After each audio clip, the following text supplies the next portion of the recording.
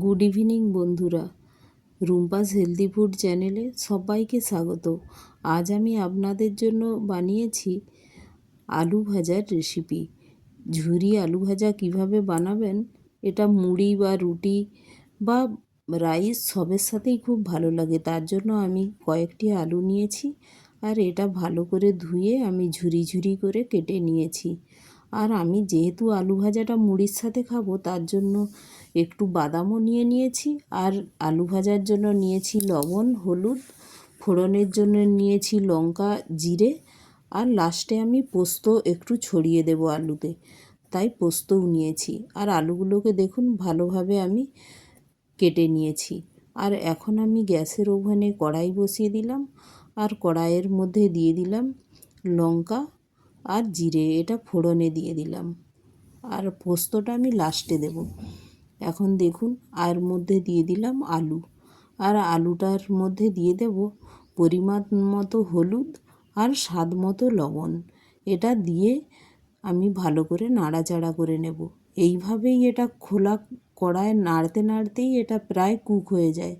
তাই দেখুন এইভাবে নেড়ে নেড়েই আমি প্রায় 70-80% আমার কুক হয়ে যাবে। আর যেহেতু এখন নতুন আলু আর এটা লো সুগার আলু, তাই এটা খুব তাড়াতাড়ি কুক হয়ে যায়। আমার 5-6 মিনিটেই আলুটা কুক হয়ে যাবে। আর খুব কম সময়ে এরকম টেস্টি আলু ভাজা করতে হলে দেখতে হবে রুম্পাস হেলদি ফুড চ্যানেলটি। আর দেখুন বাঙালি প্রত্যেকটি বাড়িতেই এই নতুন আলু উঠেছে, এই সময় আলু ভাজা, বিভিন্ন ধরনের আলু ভাজা হয়ে থাকে।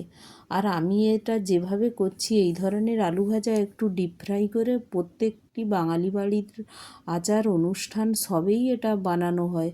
আর ওই পোস্ত দিয়ে আগেকার দিনে তো আলু ভাজা রাইসের পরে অনুষ্ঠান বাড়িতে রাইসের সাথে প্রথম পাতেই থাকবে আলু ভাজা। আর ওটাই সবাই খেতেও চায় যে কখন আলু ভাজা আসবে এবার। আর গেস্ট আসুক যাই আসুক, আলু ভাজাটা থাকবেই, এটা কমন। তো দেখুন এইভাবে আমি আজ কম তেলে কিভাবে আলু ভাজা বানাবেন সেটাই। তো এইভাবে দেখুন আলুটা প্রায় 70-80% কুক হয়ে গিয়েছে। তো এখন আমি এর মধ্যে দিয়ে দেব পোস্তটা, আর কয়েকটা কাঁচা লঙ্কাও দিয়ে দিয়েছি। যেহেতু মুড়ির সাথে খাবো, তো কাঁচা লঙ্কাগুলো একটু দেরি করেই দিলাম। একটু নরম নরম হয়ে যাবে টেম্পারেচারে, তো মাখতেও সুবিধে হয় আর খেতেও অসাধারণ লাগে। আর এইভাবে দেখুন পোস্ত দিয়ে একটু নেড়ে আমি ঢেকে দেব, যাতে পোস্তর ফ্লেভারটা আলুর সাথে ভালোভাবে মিশে যায়। তাই এইভাবে পোস্ত দিয়ে এখন একটু ঢেকে 2 মিনিট কুক হতে দেব।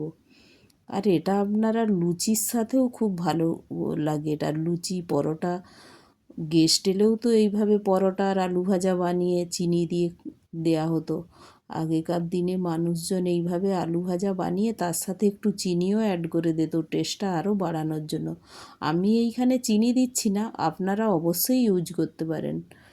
তো দেখুন আলুটা প্রায় আমার ভাজা হয়ে গিয়েছে, কতটা ব্রাউন ব্রাউন, লাইট ব্রাউন এসেছে। আর দেখুন আলুটা একবারে সফট হয়ে গিয়েছে। তো এখন আমি কড়াই থেকে আলুটা একটি বাউলের মধ্যে নামিয়ে নিচ্ছি। আর আলুটা দেখুন খুব একটু, যেহেতু জিরা আর পোস্ত আছে, ঢালার সাথে সাথে একটা সুন্দর ফ্লেভারও উঠছে।